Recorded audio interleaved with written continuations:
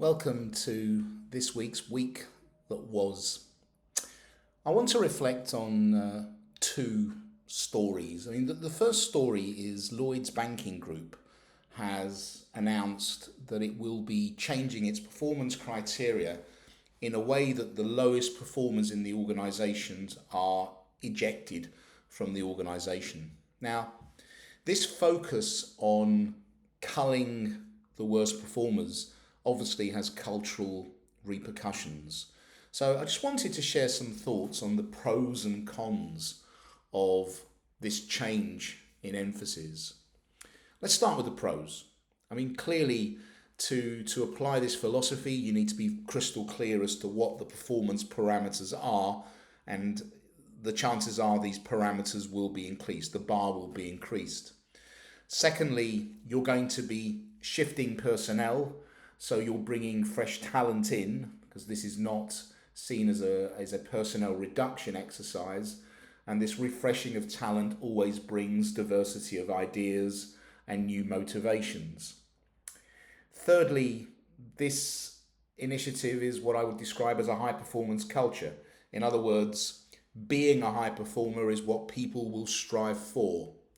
And finally, the final pro is you anticipate there will be some operational efficiencies with cost savings that come from those efficiencies.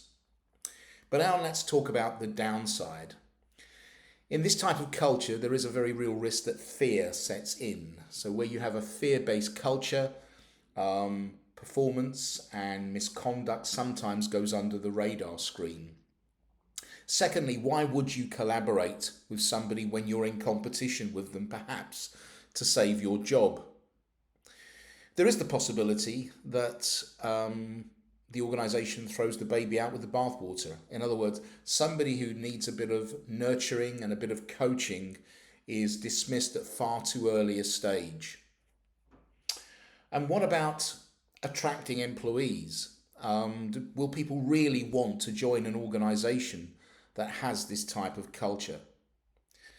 There are control processes that an organisation can use to manage this culture. These control processes are focused on clear definitions of performance, are focused on constructing very clear development pathways, are focused on providing psychological safety. But it's a risk. Good luck to Lloyds Banking Group. The second area of focus for me is the fintechs.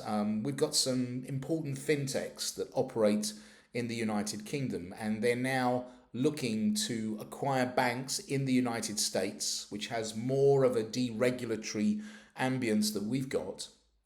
And as a result, through banking acquisition, these organizations grow. Now, one has to ask the following question: who's right and who's wrong?